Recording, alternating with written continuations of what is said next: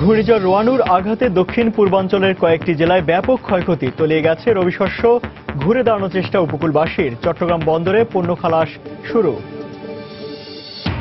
দেশ থেকে গত ১০০ বছরে হারিয়ে গেছে অর্ধশতাধিক প্রজাতির প্রাণী। হুমকির মুখে আরও ২ শতাধিক।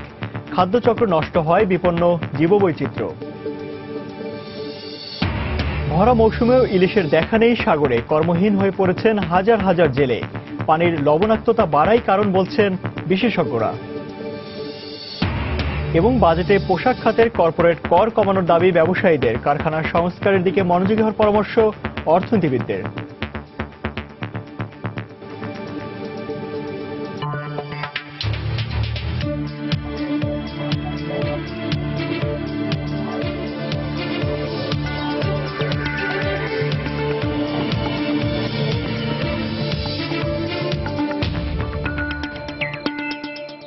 দেখছিলেন শিরোনাম। আমন্ত্রণ জানাচ্ছি দেশ ও দেশের বাইরে অর্থ বাণিজ্যের নানা খবর নিয়ে আমাদের নিয়মিত আয়োজন এই সময় বাণিজ্যে।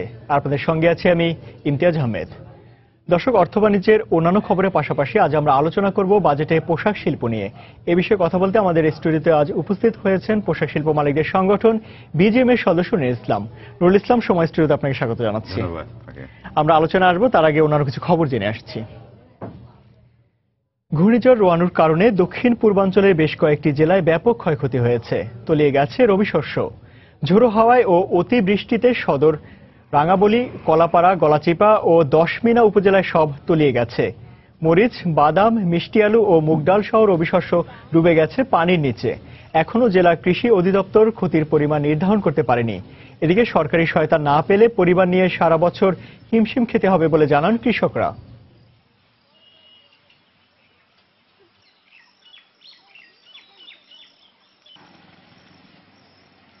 ঝড়ের রোয়ানের কারণে আমার বৃষ্টিতে মরিচ, বাদাম এবং মুগ ডাল যা কিছু দিচ্ছি সবকিছু তলাই গেছে। আমার এবছর যে খোরাক হইবে না।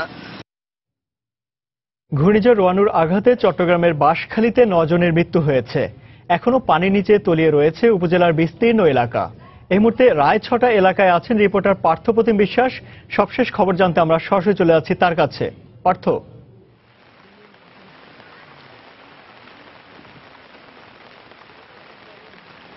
ধন্যবাদ ইমতিয়াজ। ঘূর্ণিঝড় রোয়ানু চলে গেছে, কিন্তু তার প্রভাব রেখে গেছে চট্টগ্রামের বিভিন্ন উপজেলায়। আমরা এখন আছি চট্টগ্রামের বাঁশখালীতে।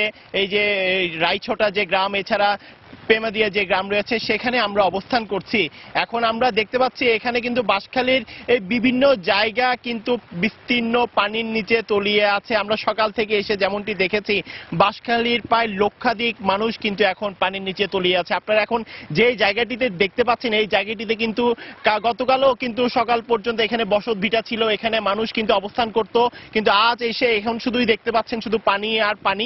এখানে কিন্তু পানির নিচে সেই বসত ঘরগুলো তলিয়ে গেছে। সেছাড়া যে গবাদি পশু ছিল, বিভিন্ন ফসলাদি ছিল, সেই ফসলাদিও কিন্তু এখন এই পানির নিচে তলিয়ে গেছে। আর আমি একটি জিনিস জানিয়ে রাখি, বাঁশখালীতেই কিন্তু সবচেয়ে বেশি মানুষ মারা গেছে রোয়ানুর প্রভাবে। এখনো পর্যন্ত কিন্তু 9 জন মানুষ মারা যাওয়ার খবর আমরা পেয়েছি। তবে এখানে এসে আমরা বিভিন্ন জনের সাথে কথা বলেছি, তারা আমাদেরকে জানিয়েছে যে তাদের কেউ তাদের সন্তানকে খুঁজে পাচ্ছে না। যখন পানির সেই তীব্রতা এসেছিল, সেই তীব্রতার কারণে কিন্তু ভেসে গেছে। এছাড়া কেউ তার মাকে খুঁজে পাচ্ছে না, এমন অনেক খবরই কিন্তু আমরা বাঁশখালীর এই যে রায়ছটা গ্রামে এসেছি, আরো বিভিন্ন গ্রামে গিয়েছি, সেই গ্রামে গিয়ে কিন্তু খবর পেয়েছি। তো এখানকার মানুষ যে অভিযোগ করেছেন সেটি হচ্ছে, গতকাল যখন ঘূর্ণিঝড়টি আসছিল, কিন্তু এর আগে প্রশাসনের পক্ষ থেকে বারবার বলা হলো, মাইকিং করা হয়েছে, কিন্তু এখানে এসে আমরা যেটি জানতে পেরেছি, এখানে কোনো ধরনের কিন্তু যেসব দুর্গম এলাকা রয়েছে বা উপকূলবর্তী এলাকা রয়েছে, সেখানে কোনো ধরনের মাইকিং করা হয়নি, বা লোকজনকেও কিন্তু সরিয়ে নিয়ে যাওয়া বা যে সচেতনতার বিষয়টি রয়েছে তেমনটি কোনো বিষয় করা হয়নি। আর যেহেতু ঘূর্ণিঝড় আসার খবর লোকজন জানতো যে দুপুরের পর বা সন্ধ্যার পর, তাই অনেকেই কিন্তু অবস্থান করেছে। কিন্তু ঘূর্ণিঝড়টি হঠাৎই যখন চলে আসে, পানির তীব্রতা আসে, যেহেতু একটি জিনিস জানিয়ে রাখি, বাঁশখালী কিন্তু সমুদ্র উপকূলবর্তী একটি এলাকা। যখন এই ঘূর্ণিঝড়টি আঘাত হানে, তীব্র স্রোতে কিন্তু এখানকার যে মানুষজন রয়েছে সবাইকে কিন্তু ভাসিয়ে নিয়ে গেছে। সেক্ষেত্রে এখনো পর্যন্ত আমরা এখানকার 9 জন মানুষ মারা গেছে এমন খবর আমরা পেয়েছি।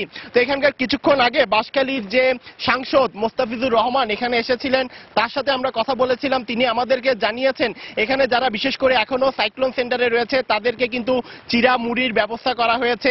এছাড়া যারা এখন পানিবন্দী মানুষ রয়েছে, বিশেষ করে বেড়িবাঁধের কারণে কিন্তু যারা ক্ষতিগ্রস্ত হয়েছে, সেই 30 কিলোমিটার বাঁশখালীর যে বেড়িবাঁধ ক্ষতিগ্রস্ত হয়েছে সেই বেড়িবাঁধটিও কিন্তু তিনি ঠিক করার কথা বলেছেন। আর এখানকার মানুষটা যেটি অভিযোগ করেছিল, বিশেষ করে বেড়িবাঁধটি ঠিক না থাকার কারণেই কিন্তু যখন ঘূর্ণিঝড়ের তীব্রতা আসে পানির স্রোতের সাথে টিকে থাকার কোনো প্রশ্নই আসে না। সেক্ষেত্রে কিন্তু মানুষজনের বাড়িঘর ভেসে গেছে। তো যিনি সাংসদ ছিলেন তিনি আমাদেরকে জানিয়েছেন এই বেড়িবাঁধটিও কিন্তু ঠিক করা হবে। আর যারা পানিবন্দী মানুষ রয়েছে তাদেরকে কিন্তু সরকারের পক্ষ থেকে সাহায্য করা হবে এমন আশ্বাসও তিনি এখানকার লোকজনকে দিয়েছেন। তো এ ছিল আমার কাছে এখনো পর্যন্ত চট্টগ্রামের বাঁশখালী থেকে সর্বশেষ খবর। ইমতিয়াজ। ঘূর্ণিঝড় রোয়ানুর আঘাতে ক্ষতিগ্রস্ত বিভিন্ন খবরাখবর জানাতে চট্টগ্রামের পেমাশিয়া থেকে আমাদের সঙ্গে যোগ দিয়েছিলেন রিপোর্টার পার্থপ্রতিম বিশ্বাস। আমরা সরাসরি ছিলাম তার সঙ্গে। ঘূর্ণিঝড় রোয়ানুর প্রভাব কাটিয়ে চট্টগ্রাম স্বাভাবিক হতে শুরু করেছে জনজীবন। এই মুহূর্তে চট্টগ্রাম বন্দরে আছেন রিপোর্টার কমল দে। সেখানকার অবস্থা জানতে সরাসরি চলে যাচ্ছি তার কাছে। কমল।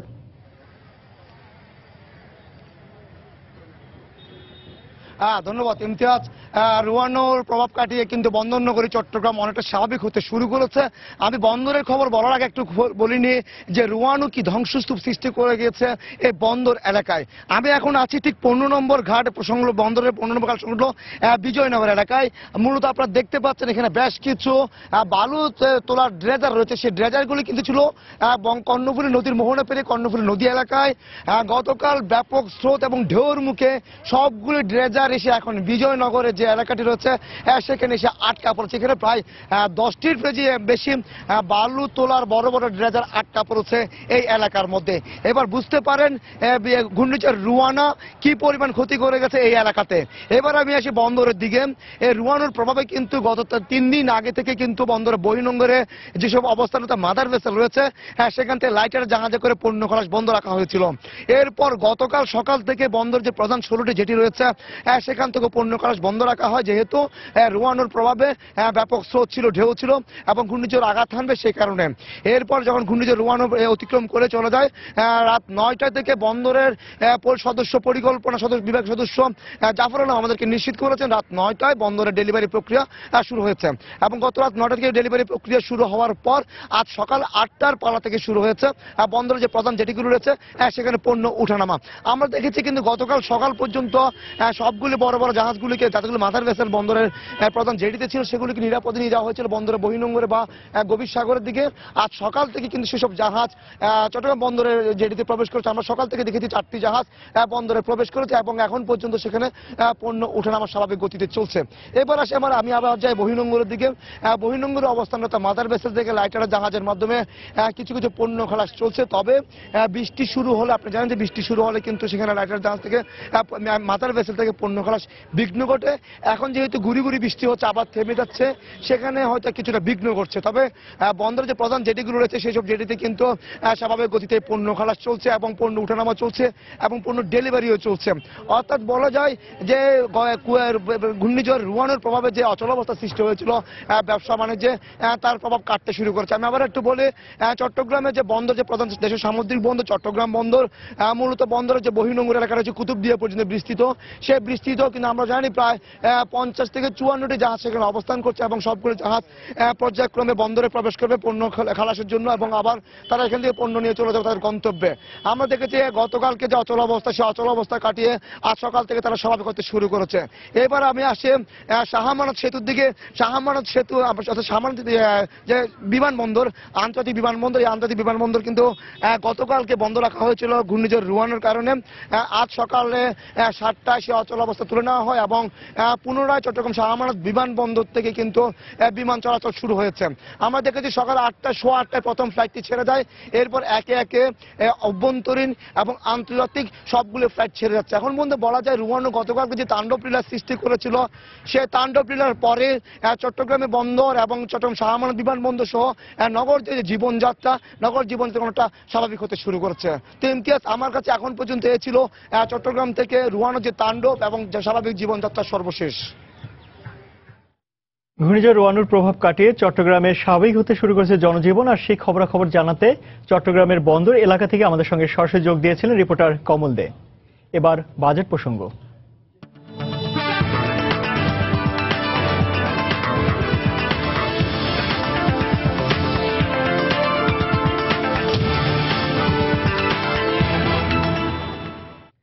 আগামী বাজেটে পোশাক শিল্পে বিদ্যমান কর্পোরেট কর ৩৫% থেকে কমিয়ে ১০% করার দাবি জানিয়েছেন তৈরি পোশাক প্রস্তুতকারক ও রপ্তানিকারকদের সংগঠন বিজিএমইএ। এর সঙ্গে এক ডিজিটে ব্যাংক ঋণ সুবিধার পাশাপাশি আমদানি রপ্তানিতে ভোগান্তি কমাতে ওয়ান স্টপ সার্ভিস সেন্টার চালুর দাবি জানিয়েছেন ব্যবসায়ীরা।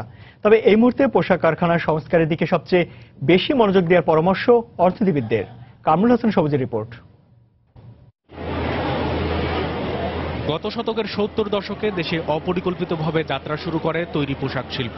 বর্তমানে যা বাংলাদেশের অর্থনৈতিক উন্নয়নে অগ্রণী ভূমিকা পালন করছে। দেশের সবচেয়ে বড় এই রপ্তানি খাতকে অবলম্বন করে জীবিকা নির্বাহ করছেন ৪০ লাখের বেশি শ্রমিক। তাই টেকসই অর্থনীতিতে এ খাতের গুরুত্ব বিবেচনায় বিশ্ববাজারে প্রতিযোগিতায় টিকে থাকতে উৎপাদন ব্যয় কমাতে স্বল্প সুদে ব্যাংক ঋণের দাবি ব্যবসায়ীদের। ব্যাংকের মাধ্যমে ফান্ডিং করা, যেরকম ফান্ড আমরা ইন্টারেস্ট দিচ্ছি 12%, 13%, 14%, 16%, 18%, এটা বিশ্বে কোথাও নাই যে 18% পর্যন্ত সুদ দিতে হয়। সিঙ্গেল ডিজিটে আসা উচিত। জোরে সরে আমরা এই দাবিটা করছি যে আমাদের 3 মিনিস্ট্রিতে যাতে না ঘুরতে হয়। আমাদের একটা আমব্রেলার ভিতরে এখানে এনবিআর থাকবে, মিনিস্ট্রি অফ ফিনান্স থাকবে, মিনিস্ট্রি অফ কমার্স থাকবে, মিনিস্ট্রি অফ ইন্ডাস্ট্রি থাকবে। তখন এটা আমাদের জন্য কাজ করতে খুব সুবিধা হবে। এর সঙ্গে নতুন শিল্পনীতিতে উচ্চ অগ্রাধিকার পাওয়া পোশাক শিল্পের সম্প্রসারণের স্বার্থে কর্পোরেট কর কমানোর দাবি এ খাতের ব্যবসায়ীদের সংগঠন বিজিএমইএর। 35% কর্পোরেট ট্যাক্স দিয়া এই গার্মেন্টস সেক্টরে বা যে কোনো ইন্ডাস্ট্রিতে ইনভেস্ট করা মানুষের জন্য খুবই কষ্ট। সেই জন্য 1 নম্বর দাবি হলো 2014 সালে ট্যাক্স যা ছিল 10% হিসাবে, সেই 10% হিসাবে করে দেওয়ার জন্য কর্পোরেট ট্যাক্স। এদিকে রাজস্ব আদায়কে গুরুত্ব দিয়ে কর্পোরেট কর পুনর্নির্ধারণের দাবিকে সমর্থন করলেও কারখানা সংস্কার কাজ দ্রুত শেষ করার লক্ষ্যে সহজ শর্তে অর্থের যোগান দিতে একটি ফান্ড গঠনের পরামর্শ অর্থনীতিবিদদের। সংস্কারের জন্য যে তহবিল দরকার, সেই তহবিলটি কম সুদে পাওয়ার ক্ষেত্রে জটিলতা রয়েছে। বাজেটে এবছর এরকম একটি ফান্ড বা তহবিল গঠনের ব্যাপারে সরকার বিবেচনা নিতে পারে, যেখানে সংস্কারের কাজগুলোর জন্য স্বল্প সুদে ঋণের ব্যবস্থা থাকতে পারে তৈরি পোশাক খাতের মালিকদের জন্য। এছাড়া শিল্পাঞ্চলের কাছাকাছি এলাকায় খাস জমিতে পোশাক শ্রমিকদের বাসস্থান নির্মাণের জন্য আসছে বাজেটে নীতিগত উদ্যোগ নেওয়ারও তাগিদ দিলেন তারা। শ্রমিকদের বাসস্থানের ব্যাপারটি। কামরুল হাসান সবুজ, সময় সংবাদ, ঢাকা। দর্শক, তৈরি পোশাক খাতের বিভিন্ন বিষয় নিয়ে কথা বলতে আজ আমাদের স্টুডিওতে উপস্থিত হয়েছেন বিজিএমএর সদস্য নুরুল ইসলাম। জনাব নুরুল ইসলাম, প্রথমে আপনার কাছে জানতে চাইব কর্পোরেট ট্যাক্স বিষয়ে। একটা গত 2-3 বছর আগেও কিন্তু আসলে কর্পোরেট ট্যাক্স আপনাদের 35% অনেক নিচে ছিল, 10%-এর কাছাকাছি ছিল। তো এটা যে 35% চলে এসেছে, এটার মধ্যে আসলে পার্থক্যটা কিভাবে দেখছেন? ধন্যবাদ ইমতিয়াজ। আসলে দেখেন, 2014 পর্যন্ত আমাদের কর্পোরেট ট্যাক্স ছিল 10%। এখন আমাদের গুনতে হচ্ছে 35%। দ্যাট মিনস 1 বছরের ব্যবধানে সেটাকে নিয়ে গেছেন প্রায় 3 টাইমস। এটা কিভাবে সম্ভব সেটা আমি বুঝি না। দেখেন, বাংলাদেশের অর্থনীতির মূল চালিকা শক্তি হচ্ছে আরএমজি সেক্টর। আমি এখন এটা আরএমজি বলি না, আমি এটাকে ক্লদিং সেক্টর বলি। সেখানে সেই সেক্টরটা যদি আপনি টিকে থাকে, তাহলে পুরো বাংলাদেশের অর্থনীতি টিকে থাকবে। অনেকে অনেক কথা বলে, কিন্তু বাস্তবতা হচ্ছে এই সেক্টর হচ্ছে একেবারে সংগঠিত সেক্টর, যেখানে প্রায় 40 লক্ষ শ্রমিক কর্মচারীর কর্মসংস্থান করা হয়েছে। অন্য কোনো ইন্ডিভিজুয়াল সেক্টর এভাবে করা হয় নাই। বাংলাদেশের যে রেভিনিউ, ডাইরেক্টলি অ্যান্ড ইনডাইরেক্টলি যে রেভিনিউ কালেকশন হয়, তার সিংহভাগ যোগান দেয় কিন্তু এই সেক্টর থেকে। সেই সেক্টরের যখন একটা ট্যাক্সের স্ল্যাব যখন 10% থেকে 35% হয়ে যায় 1 বছরে, তখন আমরা ভাবতে বাধ্য হই যে আসলে আমাদেরকে নিয়ে ভাবা হচ্ছে কিনা। আপনি দেখেন, বাংলাদেশ টেক্সটাইল সেক্টর বাঁচলে কিন্তু বাংলাদেশ বাঁচবে, অর্থাৎ আরএমজি সেক্টর বাঁচলে বাংলাদেশ বাড়বে। এটা কিন্তু আগামী 10 বছরের জন্য কথাটা আমি বলবো। কারণ বাংলাদেশের যে অন্যান্য ইকোনমির অন্যান্য যে ড্রাইভিং ফোর্সগুলো আমরা দৃশ্যমান, সেগুলো এই পর্যায়ে আসতে আরো 20 বছর লাগবে। তাই আমরা যেটাকে, যে জায়গায় আমাদের সক্ষমতার জায়গায় তৈরি হয়েছে, সেটাকে আঘাত না করে আমাদেরকে চেষ্টা করতে হবে সেটাকে কিভাবে ধরে রাখা যায়, অন্যান্য সক্ষমতার জায়গাগুলো কিভাবে তৈরি করতে হয়। তাই আমি আমার বিজেপি প্রেসিডেন্টের সাথে সুর মিলিয়ে বলবো, সেটাকে 14 সালে যে 10% ছিল, সেই 10% নিয়ে আসুক। যেমন আপনি রিপোর্টে আমি দেখলাম অর্থনীতিবিদরা কারখানার মান উন্নয়নের কথা বলছেন। কারখানার মান উন্নয়নের জন্য কিন্তু গত 2 বছরে আমরা কোটি কোটি টাকা খরচ করেছি। আপনি অ্যাকর্ড এবং অ্যালায়েন্সের রিপোর্টগুলো দেখলে দেখবেন সেখানে কিন্তু আমরা কোটি কোটি টাকা খরচ করেছি। এই টাকাটা কোত্থেকে এসছে? আপনি কারখানার মান উন্নয়নের জন্য বায়ারদের যে চাপ, সেই চাপ সইতে গিয়ে আমাদেরকে কোটি কোটি টাকা ব্যয় করতে হচ্ছে। তার উপর সরকার আমাদের ট্যাক্সটাকে 10% থেকে 35% নিয়ে গেছে। তাহলে আমরা বাঁচবো কিভাবে? এই ব্যাপারগুলোকে রিয়েলিস্টিক পয়েন্ট অফ ভিউ দেখতে হবে। আমি অর্থনীতিবিদদের বা গবেষকদের বা নীতি নির্ধারকদের সাথে একমত যে আমাদের কারখানার মান উন্নয়ন করতে হবে, এর কোনো বিকল্প নেই। এটা শুধু বায়ারের দাবি না, এটা আমার নিজেরও দাবি, এটা আমার নিজের ইচ্ছা। কিন্তু সেই কাজটা করতে গেলে উই নিড এ ফান্ড। এই ফান্ডগুলোর যোগান দেওয়ার জন্য সরকার আমাদের কর্তৃক সহায়তা করছে। আমি মজ্জেম ভাইকে দেখলাম, উনি একটা প্রস্তাব করেছেন স্বল্প হারে একটা ফান্ড গঠন করার জন্য। বাংলাদেশ ব্যাংক কিন্তু একটা লং টার্ম ইনভেস্টমেন্টের জন্য একটা ফান্ড করেছে এবং সেই ফান্ডটা প্রায় 6% ইন্টারেস্টে। এবং সবচেয়ে মজার ঘটনা হচ্ছে, আমি ব্যক্তিগতভাবে প্রায় 3 মাস আগে এই ফান্ডের জন্য অ্যাপ্লাই করে এখন প্রতিদিন আমাকে করতে হচ্ছে। এই ফান্ডের জন্য অ্যাপ্লাই করতে হলে আপনাকে এতগুলো কাগজ রেডি করতে হয়। সবগুলো কাগজ দেওয়ার পরেও স্ক্রুটিনি করতে গিয়ে প্রায় 3 মাস চলে গেল। এখন এই 3 মাসে আমার প্রজেক্টটা কোথায় যাচ্ছে? এই বাস্তবতাগুলোকে আমাদেরকে মেনে নিতে হবে। এবং এই সেক্টরকে বাঁচাতে হলে শুধু 35% থেকে 10% দাবি করব না আমি। অর্থাৎ এই সেক্টরটাকে বাঁচাতে হলে এখানে আমাদেরকে ফোকাস করতে হবে। নীতি নির্ধারকদের, সরকারের যারা গবেষণা করেন, সবাইকে এই সেক্টর ফোকাস করতে হবে। আমরা বেঁচে থাকবো কিভাবে? অর্থাৎ আমাদের কমপ্লায়েন্স উন্নত করতে হবে। No way. আমাদের cost of doing business is going up everyday.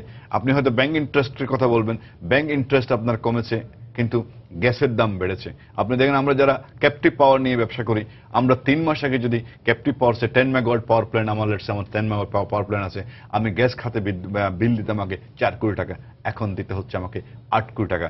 আগামী মাসে সরকার যে চিন্তা করছে যে ক্যাপটিভ পাওয়ারের এনার্জি কস্ট প্রায় 150% বাড়িয়ে দেবে, তখন আমাকে দিতে হবে 10 কোটি টাকা। এই টাকাটা কোত্থেকে আসবে? This are all going to the cost of business.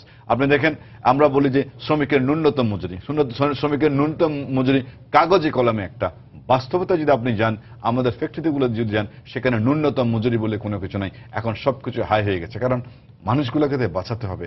যে ছেলেটা আমার ওখানে একজন ম্যানেজার হিসেবে কাজ করে 10,000 টাকা বেতন দিয়ে তার চলে না, সেটা আমরাও দেখি। কিন্তু আমি তাকে বাড়াবো কোত্থেকে? আমাকে তার বাড়াতে হবে। যে ছেলেটা আমার সমস্ত কর্মকাণ্ডগুলোকে মনিটর করছে, প্রোডাকশন থেকে শুরু করে শিপমেন্ট পর্যন্ত, টোটাল বিজনেসটাকে যে ম্যাচিউর করছে, তাকে তো আমার সক্ষমতার জায়গায় নিয়ে যেতে হবে। তার স্বাস্থ্যের কথা ভাবতে হবে, তার পরিবারের কথা ভাবতে হবে, তার বাচ্চা কাচ্চার পড়ালেখার কথা ভাবতে হবে। তার 10,000 টাকা বা 15,000 টাকা, ইভেন 30,000 টাকা বেতন দিয়ে তার চলে না, তার বেতন আমাকে বাড়াতে হবে এবং এই সময়ের সাথে তাল মিলিয়ে করতে হবে। এই যে cost of doing business is going high, এটাকে আমরা কভার করার জন্য কি করব? আপনি দেখেন, গত 10 বছরে আপনি যদি প্রাইস অ্যানালাইজ করে দেন, কস্ট অ্যান্ড প্রাইস বলে একটা কথা আছে, আপনি কস্ট অ্যানালাইজ করে দেখেন, আমাদের কস্ট, প্রোডাকশন কস্ট বেড়ে গেছে প্রায় ওভার 20%, আর প্রাইস কমে গেছে ওভার 20%। অল টুগেদার আমাদের যে বিজনেসের সূচক যেটা ইন্ডেক্স, সেটাতে এফেক্ট করেছে 40%। আপনি 5 বছর আগের থেকে আজকে কস্ট অফ প্রোডাকশন বেড়ে গেছে প্রায় 20%, প্রাইস বেড়ে গেছে, কমে গেছে প্রায় 20%। So all together we are handling 40% overload. এই কাজটাকে সহায়তাগুলো করতে হলে আমাদের ট্যাক্সটাকে, কর্পোরেট ট্যাক্সটাকে বড় সমস্যা হয়ে গেছে। দেখেন, এই সেক্টরে এতগুলো সীমাবদ্ধতাকে মোকাবিলা করে 10% থেকে 35% নিয়ে যাওয়া, এটা কতটুক যুক্তিসঙ্গত হয়েছে আমি বুঝে উঠতে পারি না। এবং এটা খুবই দ্রুত করা হয়েছে, মানে হঠাৎ করে 10 থেকে আমার কাছে 35। আশ্চর্যজনকভাবে দেখেন, 10 থেকে এটাকে 15 করা যেত, তারপরে বছর 20 করা যেত, তারপরে বছর 25 করা যেত, তারপরে বছর 30 করা যেত। এটাকে 5 সালা পরিকল্পনা করে যদি করা হতো, তাহলে আমরাও প্রিপারেশন নিতে পারতাম। একটা জিনিস আমরা দেখেছি যে গত অর্থ বছরে যখন বাজেট বক্তৃতায় অর্থমন্ত্রী বলেছিলেন যে তৈরি পোশাক খাত এখন অনেকটাই ভালো রয়েছে এবং এই খাতে যারা ব্যবসায়ী তারা এখান থেকে অনেক মুনাফা করছেন, তাদেরকে এখন কর দিতে হবে। সরকারের এই মনোভাবের সঙ্গে আপনারা? কর দিতে হবে, আমি তো কর না দেওয়ার কথা বলছি না। আপনি আমার ডাইরেক্ট ট্যাক্সটাকে কথা বলছেন, আমাকে কেন্দ্র করে যে আপনি ইনডাইরেক্ট ট্যাক্সগুলো পাচ্ছেন, প্রত্যেকটা সেক্টর, যেই সেক্টর অর্থনীতির যে সেক্টর 80% কন্ট্রিবিউট করছে, সেখানে আমরা যে কর দিচ্ছি না, কে বলছে? আমি কিন্তু কর না দেওয়ার পক্ষে না। আমাদের আগামী প্রজন্মের জন্য একটা সাস্টেইনেবল ইকোনমি যদি আমাদের করে দিতে হয়, আমাদেরকে ট্যাক্স দিতে হবে। And we are the tax payer. আমরা যারা ব্যবসা বাণিজ্য করি, তারাই হচ্ছে লার্জ ট্যাক্স পেয়ার। আমরা ট্যাক্স না দেওয়ার পক্ষে না, কিন্তু কথা হচ্ছে 10% থেকে 35% নিয়ে যাওয়াটা কটুক যুক্তি। আমি মাননীয় অর্থমন্ত্রীর প্রতি সম্মান রেখে বলছি, 10% কর্পোরেট থেকে ট্যাক্স থেকে 35% এক বছর নিয়ে যাওয়ার যুক্তিটা কি? তাহলে আমরা এমন কি ঘটনা ঘটে গেছে বাংলাদেশের আরএমজি সেক্টরে যে আমাদের 10 থেকে 35% নিয়ে যাবেন? আমি তো আপনাকে হিসাব দিলাম, গত 5 বছর আগে আমাদের কস্ট অফ ডুইং বিজনেস বেড়ে গেছে 20%। আর আমার প্রাইস কমে গেছে 20%। So all together effect is 40%। এই 40% এফেক্টকে মোকাবিলা করে আমরা কিন্তু বিশ্ববাজারে টিকে আছি। আপনি দেখেন আমরা second largest garment manufacturing country, এবং আমি আশাবাদী আমরা যদি সহায়তা পাই, নীতি নির্ধারণী সহায়তা যদি পাই, আমরা হয়তো লার্জেস্ট গার্মেন্টস ম্যানুফ্যাকচারার হয়ে যাবো আগামী 5-10 বছরের মধ্যে। কিন্তু কথা হচ্ছে আপনি যদি আঙ্গুলি উঁচিয়ে বলেন যে এই সেক্টর থেকে ব্যবসায়ীরা অনেক টাকা কামিয়েছে, অনেক টাকা কামিয়েছি, আমি অস্বীকার না করেই বলবো তার প্রভাব বাংলাদেশের অর্থনীতিতে। আমরা ভালো করছি বলেই বাংলাদেশের অর্থনীতি আজকে $30 বিলিয়ন এক্সপোর্ট ক্রস করেছে, তার মধ্যে $28 বিলিয়ন হচ্ছে। একই সঙ্গে 50 বিলিয়নের একটি লক্ষ্যমাত্রা আপনাদের। দর্শক, আমাদের সঙ্গে উপস্থিত আছেন বিজিএম এর সদস্য নুরুল ইসলাম। আমরা তার সঙ্গে আলোচনায় যাব। তার আগে প্রধানমন্ত্রী রয়েছেন ওসমানী স্মৃতি মিলনায়তনে দেশব্যাপী সৃজনশীল মেধা অন্বেষণে 2016 এবং 2015 নির্বাচিত সেরা 24 জন মেধাবী শিক্ষার্থীর মাঝে পুরস্কার প্রদান অনুষ্ঠানে বক্তব্য রাখছেন তিনি। আমরা সরাসরি চলে যাচ্ছি সেখানে। এনে দিয়েছিলেন, বারবার আঘাত এসেছে, কিন্তু বাঙালি আবার ঘুরে দাঁড়িয়েছে। তাই জাতির পিতা সে অমুক বাণী, এটা কখনো মিথ্যা হতে পারে না। যে বাঙালি জাতিকে কেউ দাবায় রাখতে পারবে না। বাঙালি জাতি মাথা তুলে বিশ্বে উঠে দাঁড়াবেই। স্বাধীনতা অর্জনের পর মুক্তিযুদ্ধে বিজয়ের ফলে যে সম্মান আমরা পেয়েছিলাম সারা বিশ্ববাসীর কাছে, অত্যন্ত পরিতাপের বিষয়। 75 15ই আগস্ট জাতির পিতাকে সপরিবারে নির্মমভাবে হত্যার পর বাংলাদেশটাকে আসলে আবার সেই ভিক্ষুকের দেশে পরিণত করবার একটা চক্রান্ত আমরা দেখি। তার কারণ স্বাধীনতার পর একটা যুদ্ধ বিধ্বস্ত দেশ তিনি গড়ে তোলা শুরু করেন। তখন তো একটা প্রদেশ ছিল, রাস্তাঘাট, পুল, ব্রিজ, স্কুল, কলেজ তেমন গড়ে ওঠেনি।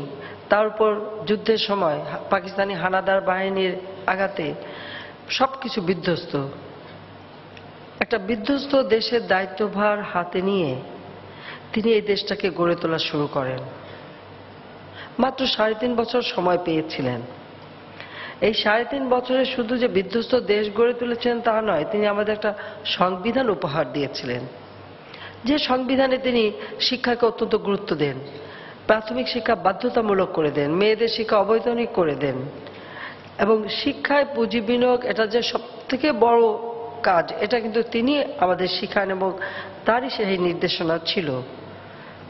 একদিকে বিধ্বস্ত দেশ গড়ে তুলছেন, একটি পয়সা রিজার্ভ নাই, গোলায় খাবার ধান নাই, যাতায়াতের ব্যবস্থা নাই। সেই অবস্থায়ও কিন্তু তিনি সকল প্রাথমিক বিদ্যালয়গুলি সরকারিকরণ করে দেন এবং প্রাথমিক শিক্ষকদের চাকরি সরকারি চাকরিতে রূপান্তর করে দেন। এটা একটা সেই সময়ের জন্য একটা অত্যন্ত সাহসী পদক্ষেপ ছিল। তিনি সেই পদক্ষেপও নিয়েছিলেন, কারণ তিনি শিক্ষাকে সবথেকে বেশি গুরুত্ব দিতেন। আমরা যেটা দেখি যে সেই সময় মাত্র 3.5 বছরের মধ্যে আমাদের দেশে সাক্ষরতার হার প্রায় 50% উপরে উন্নীত হয়েছিল। 75 15ই আগস্ট আমাদের জন্য একটা কালো দিবস। বাংলাদেশের সকল অগ্রযাত্রা থেমে যায়। এমনকি আজকে আমরা প্রবৃদ্ধি নিয়ে যে গর্ব অনুভব করি, একমাত্র জাতির পিতার আমলেই এই বাংলাদেশ প্রবৃদ্ধির 7 ভাগে অর্জন করতে সক্ষম হয়েছিল, এর পরবর্তীতে আর করতে পারেনি। 21 বছর পর আমরা সরকার গঠন করি। আওয়ামী লীগ সরকার আসতে পারে 96 সালে। তখন এসে কি দেখি, মাত্র 45% আমাদের সাক্ষরতার হার। একটা স্বাধীন দেশে এটা কারোর জন্য কাম্য না। আমরা সিদ্ধান্ত নেই যে আমরা নিরক্ষরতা মুক্ত বাংলাদেশ গড়ে তুলব। এটা এমন না যে আমরা সরকার এসে হঠাৎ করে করেছি, তা নয়। আমাদের একটা দল আছে, বাংলাদেশ আওয়ামী লীগ, আমাদের নিজস্ব নীতিমালা আছে এবং সেখানেই আমরা শিক্ষাকে সবথেকে বেশি গুরুত্ব দিয়েছি। এবং আমরা যখন সরকারে নাই, বিরোধী দলে, তখনও আমরা অনেক সেমিনার করেছি, অনেক অনুষ্ঠান করেছি এবং কিভাবে কি শিক্ষা নীতিমালা নিলে, কি পদক্ষেপ নিলে বাংলাদেশকে আমরা দ্রুত নিরক্ষরতা মুক্ত করতে পারবো, সেইভাবে বিভিন্ন কর্মসূচি আমরা চিন্তা ভাবনা করি এবং পদক্ষেপ নেই। 96 সালে সরকার আসার পর আমরা সিদ্ধান্ত নিলাম যে সারা বাংলাদেশকে আমরা নিরক্ষরতা মুক্ত করব এবং তার জন্য আমরা প্রকল্প গ্রহণ করলাম, বাস্তবায়ন শুরু করলাম, তার ফলাফল আমরা পেতে শুরু করলাম। এগুলি গুছিয়ে কাজ শুরু করতে প্রায় 2 বছর মতো সময় লেগেছিল, কিন্তু এই অল্প সময়ের মধ্যে আমাদের সাক্ষরতার হার আমরা 65.5 ভাগে উন্নীত করতে সক্ষম হই, যার জন্য ইউনেস্কো 1998 সালেই আমাদেরকে পুরস্কার দেয় যে এত দ্রুত আমরা সাক্ষরতার হার যে বৃদ্ধি করতে পারছি সেই জন্য। আর সেই পুরস্কারের টাকা দিয়ে আবার আমরা উচ্চ শিক্ষায় বৃত্তি দেবারও একটা পদক্ষেপ নিয়েছিলাম। 2001 সালে আওয়ামী লীগ ক্ষমতা আসতে পারেনি, আবার আমরা পিছিয়ে যাই। 2009 সালে সরকার এসে দেখি আমাদের সাক্ষরতার হার আবার সেই পূর্বের জায়গায় চলে গেছে, অর্থাৎ সেই 40 কি 45 ভাগে নেমে গেছে।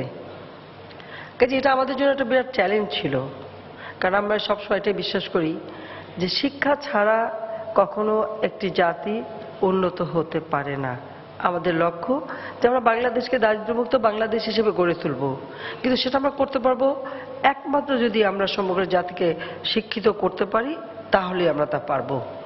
এবং সেই জন্য আমরা শিক্ষাকে সবসময় গুরুত্ব দিয়েছি। এবং শিক্ষার সাথে সাথে বিশ্ব এগিয়ে যাচ্ছে, আধুনিক প্রযুক্তি ব্যবহার করছে, বাংলাদেশ পিছিয়ে থাকতে পারে না। তাই ডিজিটাল বাংলাদেশ গড়ে তুলব এই ঘোষণা শুধু দিয়ে ঘোষণাই রাখিনি, সত্যিকারভাবে এই প্রযুক্তি ব্যবহার এটা যাতে একেবারে সার্বজনীন হয়, সারা বাংলাদেশ হয়, সেই পদক্ষেপও আমরা নিয়েছি। কারণ প্রযুক্তি ব্যবহারের মধ্য দিয়ে আর্থসামাজিক উন্নতি ত্বরান্বিত করা যায়, কর্মসংস্থানের ব্যবস্থা করা যায়। আর আমাদের ছেলেমেয়েরা, আমি মনে করি সবসময় যে সবথেকে বেশি মেধাবী হচ্ছে আমাদের ছেলেমেয়েরা, কিন্তু সুযোগ চাই। তাদের মেধা বিকাশের সুযোগ আমাদের করে দিতে হবে। কারণ আমি বিশ্বের বহু দেশে গিয়েছি, থেকেছি, দেখেছি, কিন্তু আমার মনে হয় যে আমাদের ছেলেমেয়েরা এত বেশি মেধাবী। কারণ আপনি যদি অনেক বড় বড় দেশে যান, যদি জিজ্ঞাসা করেন যে 2 আর 2 কত হয়, তাহলে তাদের 2টা বিট নিয়ে গুনতে হবে। আমাদের ছেলেমেয়েদের কিন্তু তা গুনতে হয় না, তারা মুখে মুখে বলে ফেলতে পারে। কাজে এটি একটা ট্যালেন্ট, আলাদা একটা ট্যালেন্ট আমাদের ছেলেমেয়েদের মাঝে আছে, কিন্তু সেটাকে বিকশিত হবার সুযোগ সৃষ্টি করে দেওয়া। আর সেটা হতে পারে শিক্ষার বিস্তার ঘটানোর মধ্য দিয়ে, প্রযুক্তি ব্যবহারের মধ্য দিয়ে। 96 সালে আমরা যখন সরকারে আসি, তখন আমরা দেখেছিলাম যে এদেশে কেউ কম্পিউটার ব্যবহারই করতে চাইতো না। অনেক অফিসে একটা কম্পিউটার কিনে ওটা সাজিয়ে রাখা হতো টেবিলে, কেউ আর ছুঁয়ে দেখতো না। খুব মানে সুনির্দিষ্ট কয়েকজন ব্যবহার করতো। তখনই আমরা কম্পিউটারের থেকে সমস্ত ট্যাক্স কমিয়ে দিয়ে সেটাকে আরো সহজলভ্য করবার পদক্ষেপ হাতে নিই, এবং যার ফলাফল আজকে সারা দেশে। এখন আমরা মাল্টিমিডিয়া ক্লাসরুম করে দিচ্ছি, সারা বাংলাদেশে আমরা করব। আমরা শিক্ষকদের ট্রেনিং দিচ্ছি কন্টেন্ট তৈরি করার এবং মাল্টিমিডিয়া ক্লাসরুম, এবং এভাবে প্রযুক্তি শিক্ষা, আইসিটি ব্যাপারে কিভাবে তারা শিক্ষা দেবেন সেই শিক্ষাও আমরা দিচ্ছি। আর ছেলেমেয়েদের বেশি শিক্ষা দিতে হয় না, তারা খুব অল্পতেই শেখে। আমাদের মতো বৃদ্ধদের একটু সময় লাগে, কিন্তু বাচ্চাদের সময় লাগে না, তারা খুব তাড়াতাড়ি প্রযুক্তি শিখে ফেলতে পারে। কাজে একটু আমরা যদি তাদেরকে সেইভাবে একটু সুযোগ সৃষ্টি করে দিই, তাহলেই তারা তা পারবে। এবং আমাদের কাজ সেটাই যে আজকে যারা পুরস্কার প্রাপ্ত, আমি মনে করি যে শুধু পুরস্কার যা পেয়েছে তারা তার বাইরেও যারা এই প্রতিযোগিতায় অংশগ্রহণ করেছে, সবাইকে আমি আন্তরিক অভিনন্দন জানাচ্ছি। কারণ তারা যে সাহস করে অংশগ্রহণ করে তাদের মেধা বিকাশের যে একটা সুযোগ সৃষ্টি করলো, এখান থেকে তারা অনেক কিছু শিখতে পারবে। এবং যেটা আজকে আমি দেখি আমার বাংলাদেশের ভবিষ্যতে এই বাংলাদেশ সত্যি উজ্জ্বল।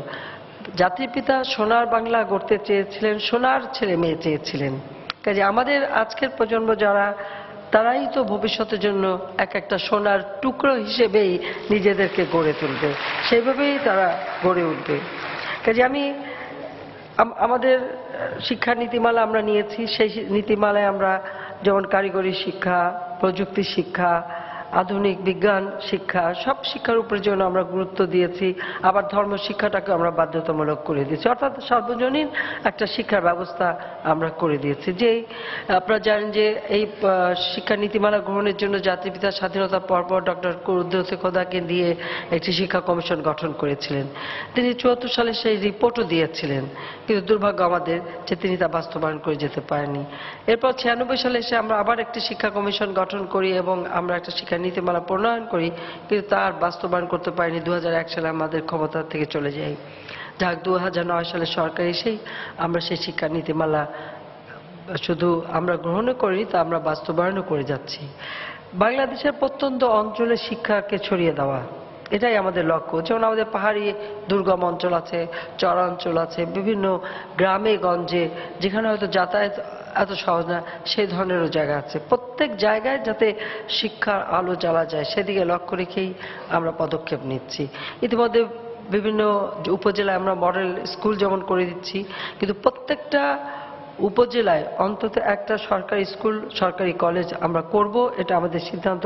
এবং যেসব এলাকায় কোনো সরকারি স্কুল কলেজ নাই আমরা তার একটা তালিকা ইতিমধ্যে করে ফেলেছি, এবং সেই অনুযায়ী আগে হচ্ছে যেখানে যেখানে নাই সেখানে করে ফেলা। তারপরে উপজেলা বা ইউনিয়ন এগুলি মানে জনসংখ্যা, ছাত্রছাত্রী সংখ্যা সেটার হিসাব করে পরবর্তীতে আরো পদক্ষেপ নেবার ইচ্ছা আমাদের আছে। অর্থাৎ শিক্ষার জন্য যে খরচটা আমরা করি এটাকে আমি কখনো খরচ মনে করি না, আমি মনে করি এটা হচ্ছে একটা বিনিয়োগ, যেটা জাতির পিতাই আমাদেরকে এটা শিখিয়েছেন, এটা বিনিয়োগ করা। সেজন্য আমরা বিনা পয়সায় বই দিচ্ছি, আমরা বৃত্তি দিয়ে যাচ্ছি। কাজে কেন দিচ্ছি? আজকে বাবা মার যে বোঝাটা বইতে হতো বই কেনা, সেই বোঝাটা বাবা মা কেনা, এটা আমরা দায়িত্ব নিচ্ছি। এটাও কিন্তু শুরু করেছিলেন স্বাধীনতার পরপর জাতির পিতা খুব সীমিত আকারে কিছু বিনা পয়সায় বই দেওয়া তিনি শুরু করেছিলেন। যাই হোক, আমরা সরকার আসার পর, আওয়ামী লীগ সরকার গঠন করার পর আমরা এই ব্যাপকভাবে বিনা পয়সায় বই দিয়ে যাচ্ছি। দেওয়ার ইচ্ছা এই কারণে যে ছেলে মেয়েদের জন্য পড়াশোনা অবহেলা না হয়। কারণ হয়তো দেখা যাবে যে ছেলের জন্য বই কিনবে, মেয়ের জন্য কিনবে না, ছেলেকে পড়াবে মেয়েকে পড়াবে না, এই ধরনের বৈষম্য কিছুটা আমাদের সমাজে এক সময় ছিল, কিন্তু আল্লাহর রহমতে এখন আর তা নেই। আমরা প্রায় মেয়েদের শিক্ষা তো আমরা 12 ক্লাস পর্যন্ত তো ইতিমধ্যে বিনা পয়সা করা হয়, কিন্তু উচ্চশিক্ষার জন্য অর্থাৎ শুধু গ্রাজুয়েট হবে না, এরপরেও যদি কেউ পোস্ট গ্রাজুয়েট পড়াশোনা করতে চায়, সেখানে মেধাবী ছেলে মেয়েরা মানে পয়সার অভাবে পড়বে না, এটা কখনো হতে পারে না। সেজন্য ইতিমধ্যে আমরা একটা ট্রাস্ট ফান্ড করেছি, প্রধানমন্ত্রী ট্রাস্ট ফান্ড।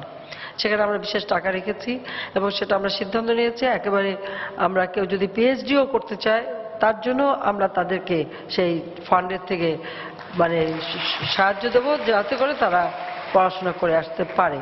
এভাবে শিক্ষাকে আমাদের সরকার সব থেকে বেশি গুরুত্ব দেয়।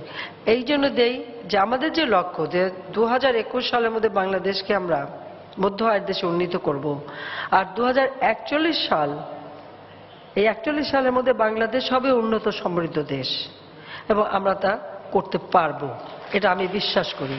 কারণ আমি সবসময় এটা আমার বিশ্বাস যে যদি কারোর নিয়ত থাকে যে হ্যাঁ এটা আমি করব, তাহলে নিশ্চয়ই সে পথ খুঁজে পাওয়া যায়।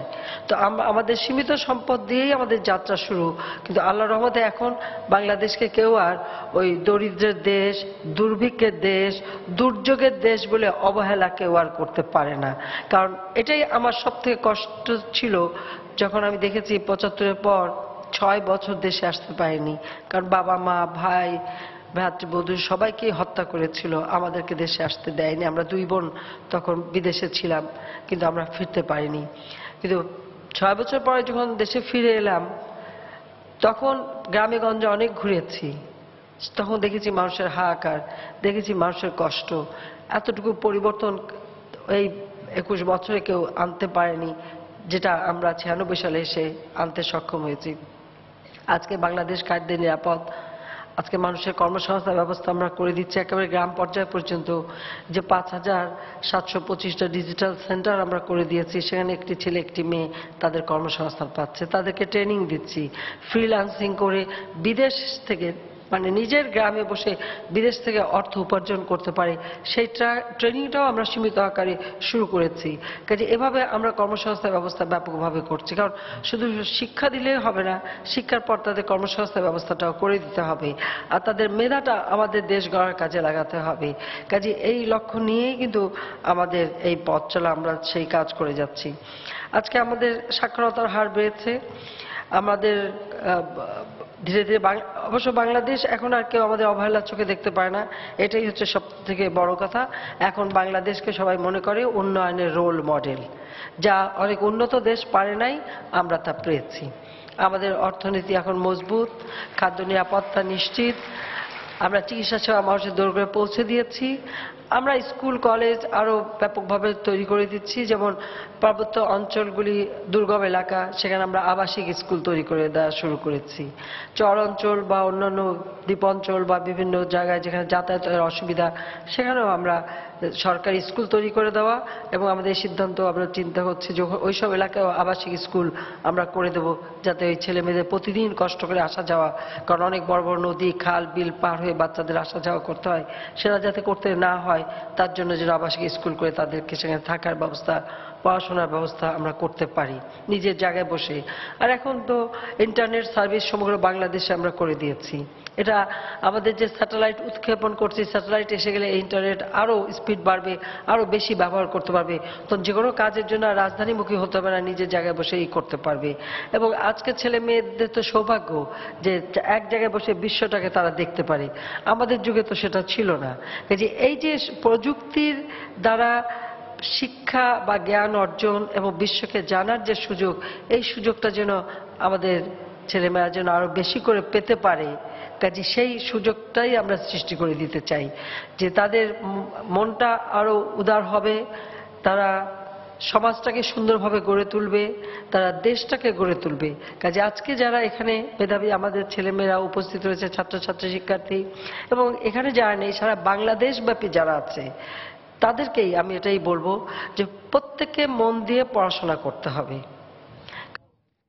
দর্শক, ওসমানী স্মৃতি মিলনায়তনে দেশব্যাপী সৃজনশীল মেধা অন্বেষণ 2016 এবং 2015 নির্বাচিত সেরা 24 জন মেধাবী শিক্ষার্থীর মাঝে পুরস্কার প্রদান অনুষ্ঠানে বক্তব্য রাখছেন প্রধানমন্ত্রী শেখ হাসিনা। আমরা সরাসরি ছিলাম সেখানে। আমাদের সঙ্গে যুক্ত রয়েছেন বিজিএম এর সদস্য নুরুল ইসলাম। যেমনটা বলছিলাম আমরা এর আগে, যে আমাদের যে রপ্তানির একটি লক্ষ্যমাত্রা নির্ধারণ করা হয়েছে তৈরি পোশাকের ক্ষেত্রে 50 বিলিয়ন, সেটা আসলে বাস্তবায়নের জন্য কোন কোন বিষয়গুলো সবচেয়ে বেশি গুরুত্ব দেওয়া উচিত? আসলে 25 বিলিয়ন থেকে $50 বিলিয়ন রপ্তানি নিয়ে যেতে হলে সবকিছুকে আমাদেরকে 3 গুণ করতে হবে। আমাদের প্রোডাকশন ক্যাপাসিটিকে 3 গুণ করতে হবে। প্রোডাকশন ক্যাপাসিটিকে 3 গুণ করতে হলে আপনার যে প্রোডাকশন ক্যাপাসিটি রিলেটেড অন্যান্য জিনিসগুলোকে 3 গুণ করতে হবে। সেখানে নীতিগত সহায়তাও 3 গুণ করতে হবে।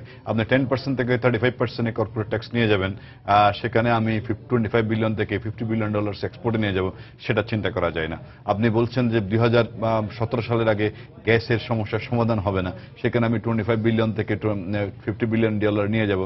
আমার জমির যে দাম, যেমন মনে করেন আমাদের ইজেড গুলো যেগুলো মাননীয় প্রধানমন্ত্রী উদ্যোগে শুরু করেছে, সেগুলো একটা বড় উদ্যোগ, কিন্তু সেটা আগামী 5 বছরে কোথায় যাবে, তা সবকিছু মিলে আমি মনে করি 2021 সালের মধ্যে $50 বিলিয়ন যে এক্সপোর্টের নীতি নির্ধারণ সিদ্ধান্ত বিজেপি নিয়েছিল, সেই সিদ্ধান্তকে অ্যাচিভ করার জন্য সরকার এবং অন্যান্য জায়গা থেকে যে সাপোর্টগুলো পাওয়ার কথা, আমরা সেই সাপোর্টগুলো এখনো পাচ্ছি না। সুতরাং এই মুহূর্তে আমি নিশ্চিত করে বলতে না পারলেও আমি অনেকটা একজন লার্জ এক্সপোর্টার হিসেবে গার্মেন্টস সেক্টর আমি বলতে পারি যে আমার ক্যাপাসিটিকে আমি আসলে আগামী 3 বছরের মধ্যে ডাবল করতে পারবো না। আমি যদি করতে না পারি, আমার বন্ধু বান্ধবরা কিভাবে করবেন? আপনি দেখেন চট্টগ্রামে একটা বড় স্টেক হোল্ডার গার্মেন্টস সেক্টরে, চট্টগ্রামে বিদ্যুৎ এবং গ্যাস সংকট মারাত্মক। সেখানে যা প্রয়োজন তার প্রায় 40% আমরা পাচ্ছি। যেখানে আমার যা প্রয়োজন তার ডাবল পেতে হবে আগামী 5 বছরের মধ্যে, সেখানে আমি যা প্রয়োজন তার 40% পাচ্ছি। সুতরাং প্রয়োজনীয় যা গ্যাস এবং বিদ্যুতের সরবরাহের প্রয়োজন চট্টগ্রাম, সেটাই আপনি হয় নাই। তাহলে আপনি $50 বিলিয়ন এক্সপোর্টটা তো আসলে মঙ্গল গ্রহতে কোনো শক্তি এসে এটা অ্যাচিভ করবে না। অ্যাচিভ করতে হলে আমাদের অ্যাচিভ করতে হবে। আমাদের বিনিয়োগও তো একটি আপনি দেখেন বাংলাদেশের অর্থনীতির সবচেয়ে বড় চ্যালেঞ্জ, বাজেটের সবচেয়ে বড় চ্যালেঞ্জ গত 10 বছর ধরে, সেটা হচ্ছে প্রাইভেট ইনভেস্টমেন্ট। প্রাইভেট ইনভেস্টমেন্ট আমরা এখনো 2022 উপরে যেতে পারছে না। বাজেটের 30% প্রাইভেট ইনভেস্টমেন্ট যদি আমি ইনশিওর করতে না পারি, কোনো উদ্যোগ আমাদের সাস্টেনেবল হবে না। আমরা হয়তো জিডিপিতে হয়তো 7% গ্রোথ দেখাবো, আমরা অনেক গল্প করব, কিন্তু সাস্টেনেবল ইন্ডাস্ট্রিয়ালাইজেশনের জন্য বিনিয়োগ ইজ চ্যালেঞ্জ। আজকের আলোচনায় কিন্তু একটা জিনিস উঠে এসছে যে জিডিপির 30% যদি প্রাইভেট ইনভেস্টমেন্ট না হয়, তাহলে কোনো উদ্যোগ সফল হবে না। উদ্যোগ বলতে আপনি যে $50 বিলিয়ন এক্সপোর্ট কথা বলছেন, সেটা কিনা বিনিয়োগের প্রশ্ন হচ্ছে। অর্থাৎ আমি বিনিয়োগ করবো কি দিয়ে? আমরা অনেক চিৎকার করার পর ব্যাংকের ইন্টারেস্ট রেট কমেছে, কিন্তু ব্যবসার জন্য শুধু bank interest rate is not enough. বাংলাদেশে 18% ব্যাংক ইন্টারেস্ট রেট নিয়েও 80-90 দশকে কিন্তু আমরা ইনভেস্টমেন্ট করে সার্ভাইভ করেছি। শুধু ব্যাংক ইন্টারেস্ট কমলেই যে আমি সার্ভাইভ করবো তা না, আমাদের এখানে কস্ট অফ ডুইং বিজনেস বলতে অন্যান্য যেসব বিষয়গুলো আছে সেগুলো আপনার $50 বিলিয়ন নিয়ে যেতে হলে আপনাকে বর্তমান সেট আপগুলোকে 3 টাইমস করতে হবে, compliance wise, capacity wise, quality wise, productivity wise. সব ক্ষেত্রে আসলে সেই কাজগুলো করার জন্য যে 3 তারিখের সহায়তা প্রয়োজন। আমি বললাম যে আমি একটা প্ল্যান্টকে সফট লোন নেওয়ার জন্য বাংলাদেশ ব্যাংকের লোন নেওয়ার ব্যাংকের মাধ্যমে অ্যাপ্লাই করেছে 3 মাস, আমি এখনো আমার লোনের কোন অবস্থা আমি জানি না। আমার মতো কোম্পানি যদি সে অবস্থা হয় তাহলে কি অবস্থা হবে? আসলে আমরাও চাই যে তাই আমাদের কাজ ছিল টার্গেট ফিক্স করে দেওয়া, কিন্তু আমি বা বিজিএমই একা চাইলে $50 বিলিয়ন অ্যাচিভ করতে পারবো না। সেখানে বড় সহযোগিতা করতে হবে গভর্নমেন্টকে। গভর্নমেন্ট 30% থেকে কর্পোরেট ট্যাক্সকে আপনি 35% নিয়ে যাবে, আর আমাকে বলবে তোমার $25 বিলিয়ন এক্সপোর্টকে $50 বিলিয়ন নিয়ে যাও। It's quite impossible. আমরা আপনার সঙ্গে একমত যেন এই বিষয়টা সরকার যথাযথ গুরুত্ব দেয়। সময় স্টুডিওতে এসে আমাদেরকে সময় দেওয়ার জন্য আপনাকে অসংখ্য ধন্যবাদ। আপনাকে ধন্যবাদ।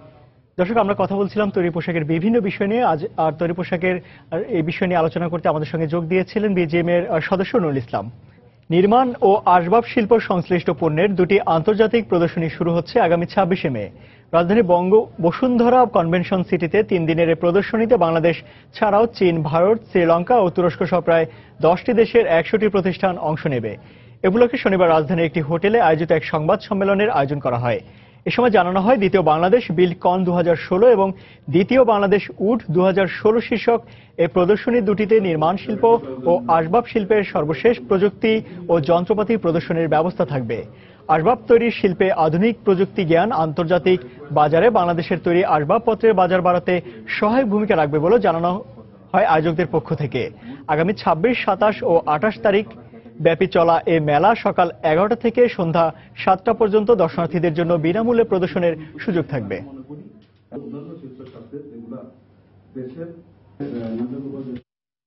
কুমিল্লা জেলার মনোহরগঞ্জের রাজাপুরে এক্সিম ব্যাংকের 104তম শাখার উদ্বোধন করেছে ব্যাংকটির চেয়ারম্যান আলহাজ মোহাম্মদ নজরুল ইসলাম মজুমদার। শনিবার এই উপলক্ষে এক অনুষ্ঠানের আয়োজন করা হয়। অনুষ্ঠানে সভাপতিত্ব করেন এক্সিম ব্যাংকের ব্যবস্থাপনা পরিচালক ও প্রধান নির্বাহী ডক্টর মোহাম্মদ হায়দার আলী মিয়া। এ সময় ব্যাংকটির পরিচালনা পরিষদ সদস্য মোহাম্মদ শহীদুল্লাহ, অবসরপ্রাপ্ত লেফটেন্যান্ট কর্নেল সিরাজুল ইসলাম বীর প্রতীক, খন্দকার মোহাম্মদ সাইফুল আলম, রঞ্জন চৌধুরী সহ রাজাপুর শাখার শাখা ব্যবস্থাপক ও স্থানীয় গণ্যমান্য ব্যক্তিরা উপস্থিত ছিলেন। নতুন শাখা উদ্বোধন শেষে দরিদ্র মেধাবী শিক্ষার্থীদের হাতে শিক্ষাবৃত্তির চেক তুলে দেন এক্সিম ব্যাংকের চেয়ারম্যান।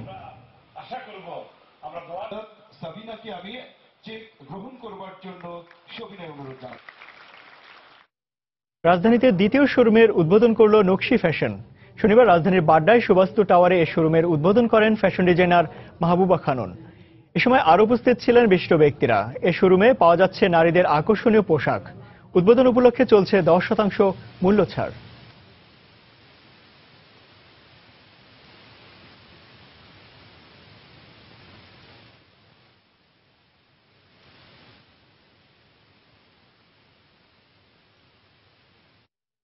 আবারও জানিয়ে দিচ্ছি এ সময় বাণিজ্যের শিরোনামগুলো।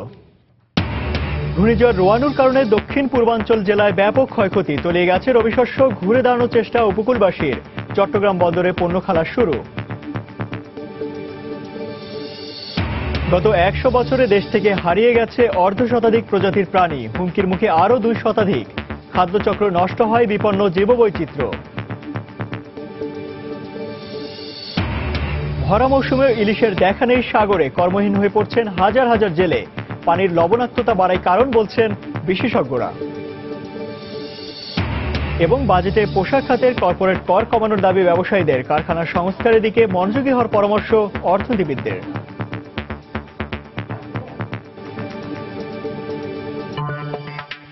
এই ছিল সময় বাণিজ্যে। যে কোনো খবর পেতে ভিজিট করুন সময়নিউজ.tv আর সঙ্গে থাকুন সময়ের।